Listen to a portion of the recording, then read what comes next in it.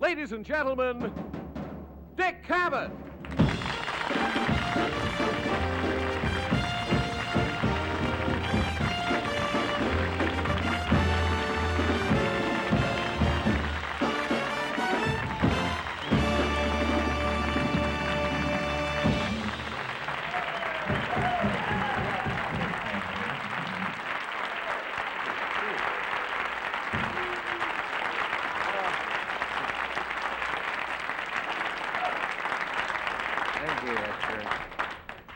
You know, from night to night the audience changes, but you look like a very good-looking, well-behaved, bright audience. It's really amazing.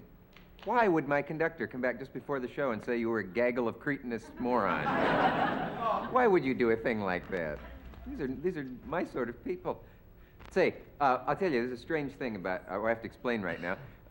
We're doing what we call pre-taping. That is that, whereas we're actually on the air at this moment, as you know if you're home watching, I've explained this before. Actually, some days have passed since I actually stood here and said this.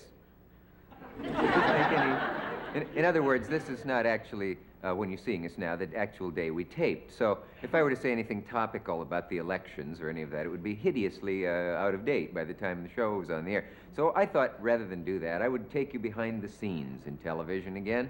And would you like a guided tour of our studio and our equipment? Really?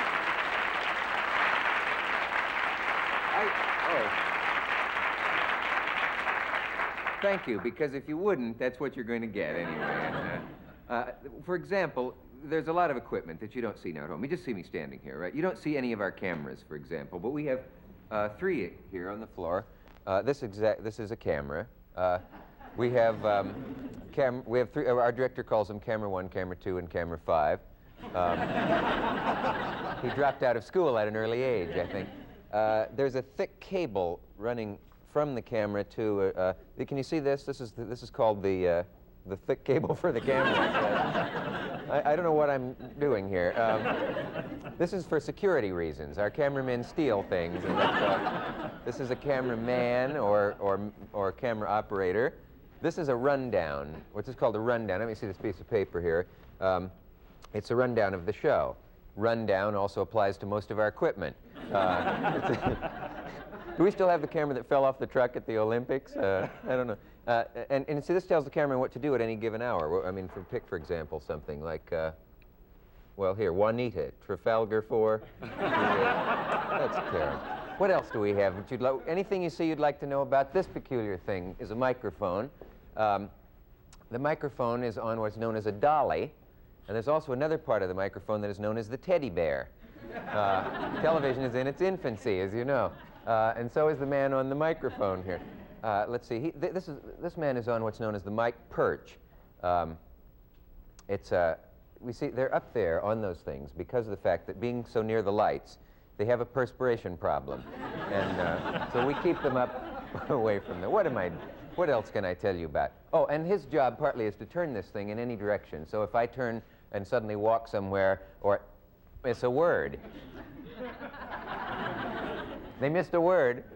What else? Oh, the gray-haired gentleman standing in that corner is an actor who is posing as our producer, because our real producer is a terrible-looking man that we keep locked in a room backstage. Now, there's a man you can't see, you won't be able to see him, but he's sitting in the back. He's a sound man, and he has very large earphones on. He controls the sound for the show, and he wears the large earphones because he is almost completely deaf. And should he become completely deaf, of course, he will be demoted to the band. Wait a minute. This is the studio itself, another cameraman. The earphones also make it possible for him to hear anything he wants. That's really, he's listening to Mantovani at the moment. There's another important behind-the-scenes man. John, could you step out here for just a second? You may have seen him on camera before.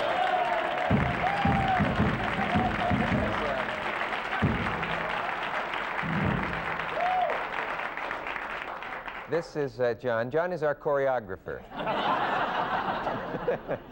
Once a year with the Lincoln Center Ballet, he does Swan Lake, and it's... no, what you're actually... John's prop man, aren't you? Yeah, in props. Yeah. Prop man is a technical phrase. Prop stands for propeller. He spins the one on the producer's hat. And I think that's it. Thank you, John. And good. I just nervous. Are you nervous? Not too much now. Are you zoned for housing? Just for pleasure. Okay. Thank you. Put me in my place. Now that you know how the show works,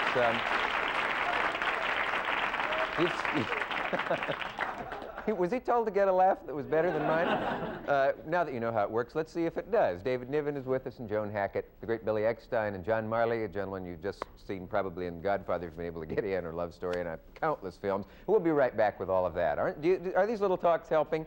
Thank you.